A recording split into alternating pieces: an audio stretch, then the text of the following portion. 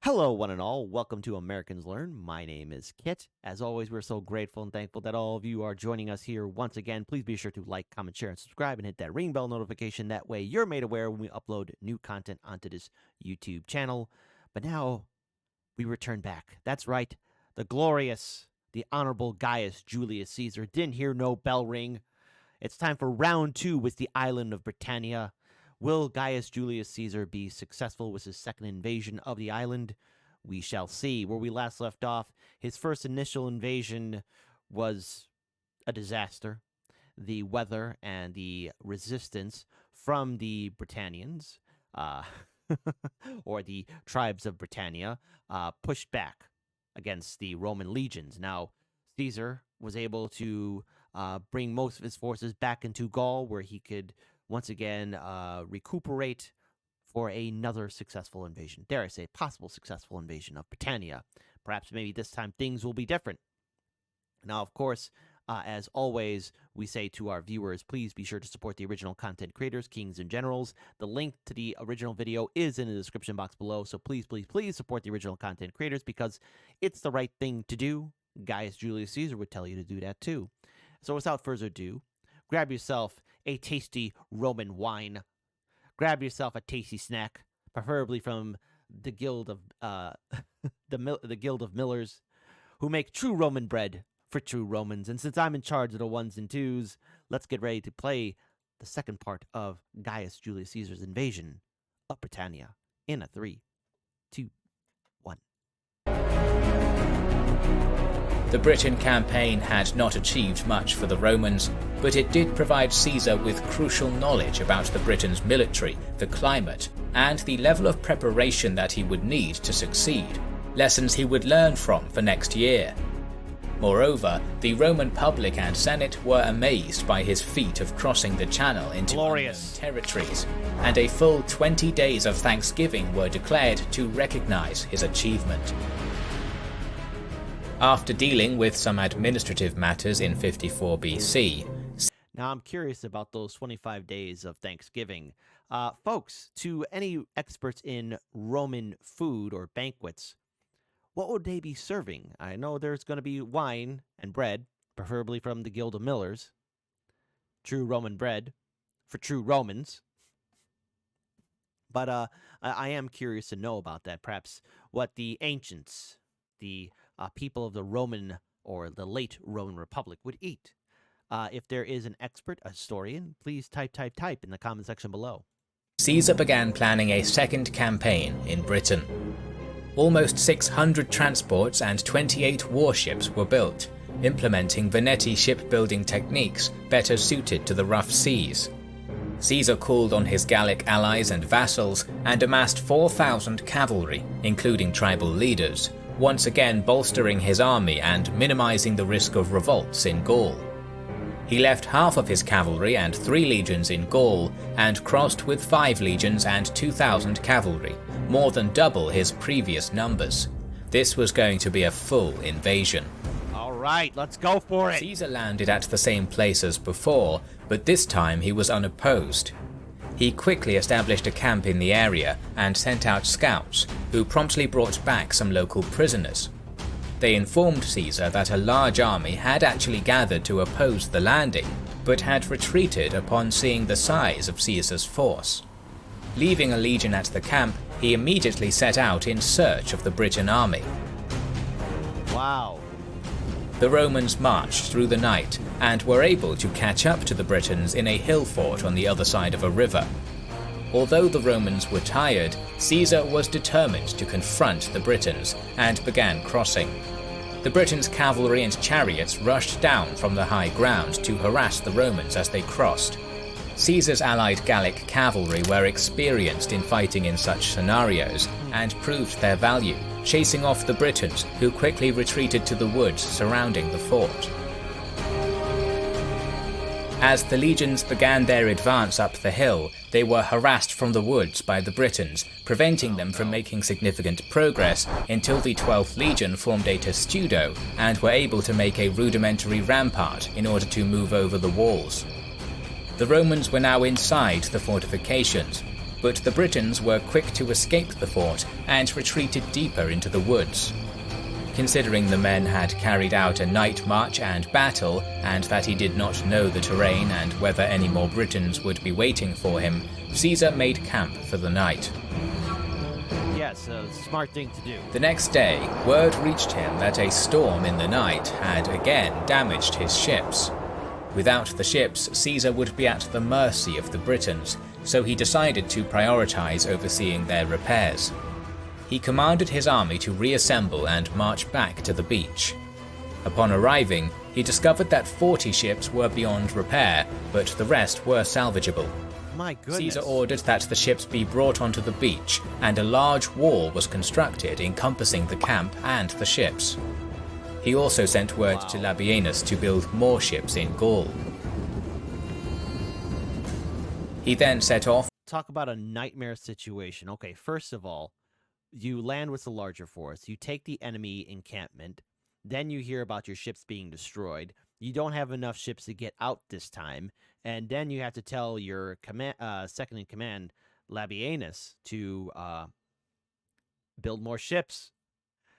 This is not looking good, and at least according to the map right now, it's looking like not only have the tribes of Britannia taken over the encampment, but now there's a far larger number there. Once again to find the Britons.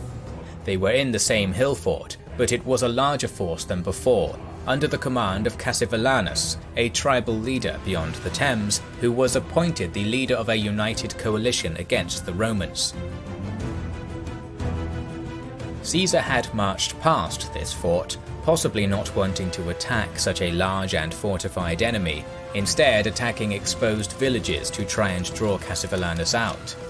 At the same time, his troops were constantly harassed by the Britons' cavalry and chariots fighting skirmishes with the Roman cavalry on the flanks, luring them into the forests before turning back to inflict significant casualties.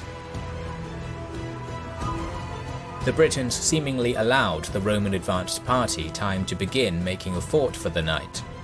However, as construction began, the Britons attacked again. The Romans who were on guard were able to form a line to defend the site, but the fighting was brutal, with the Briton chariots darting in and out of the Roman formation. Caesar was forced to send a further 2 cohorts from the vanguard to quickly reinforce this line. The Romans were not used to the Briton style of fighting, particularly chariot hit-and-run tactics, drawing out the Roman infantry from formation who were too slow to catch them. At one point, the Britons were able to draw out a maniple far enough to create a gap, which they were able to exploit, punching through the Roman line and inflicting many casualties. It was not until the rest of the Roman army caught up that the Britons disengaged and retreated. Cassivellaunus was proving himself a cunning enemy.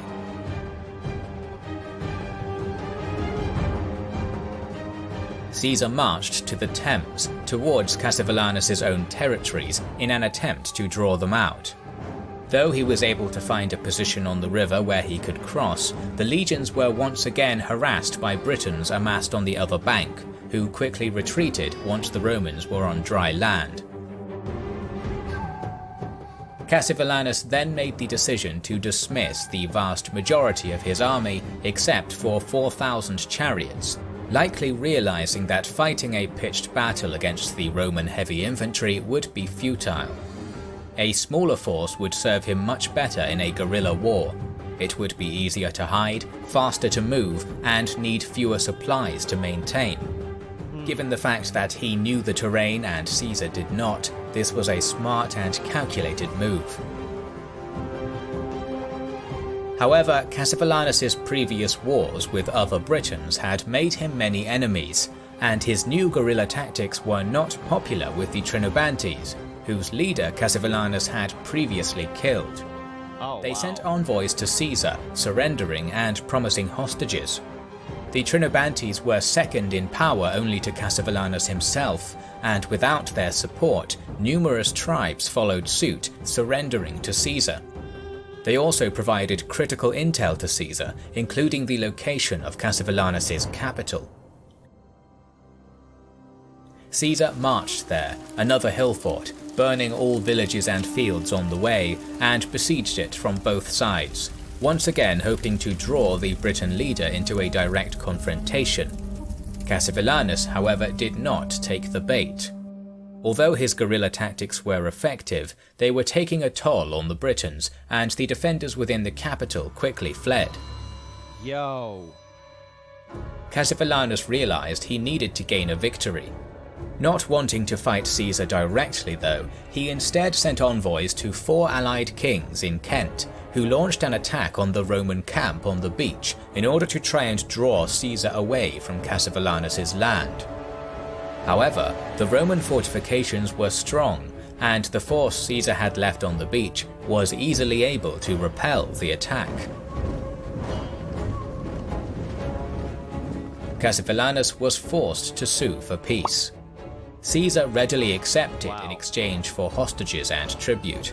Winter was closing in, and he had no desire to spend it in unknown, hostile lands.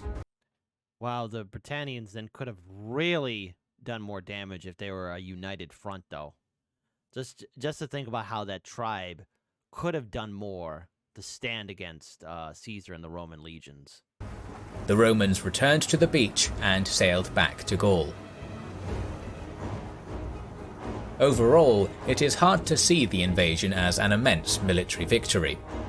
Cassivellaunus had not been decisively defeated in battle nor captured, and the Romans maintained no presence in Britain.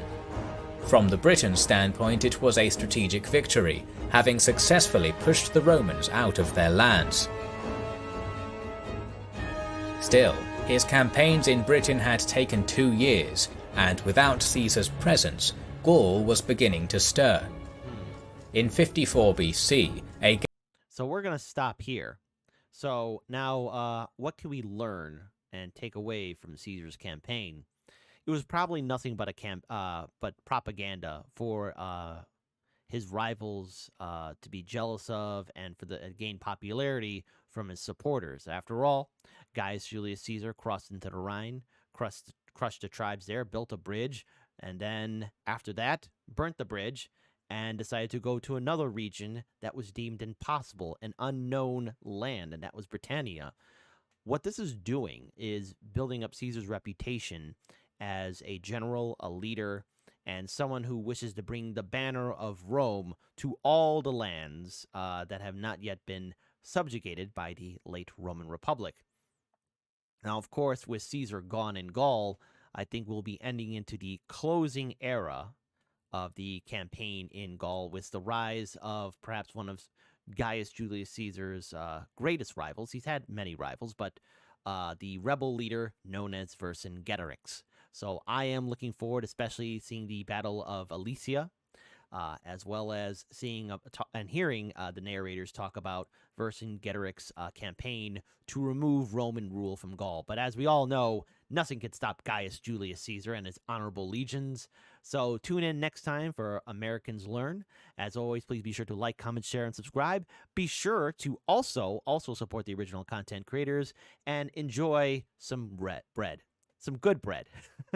Roman bread from the Guild of Millers. True Roman bread for true Romans. Until then, folks, peace, take care, and all the best.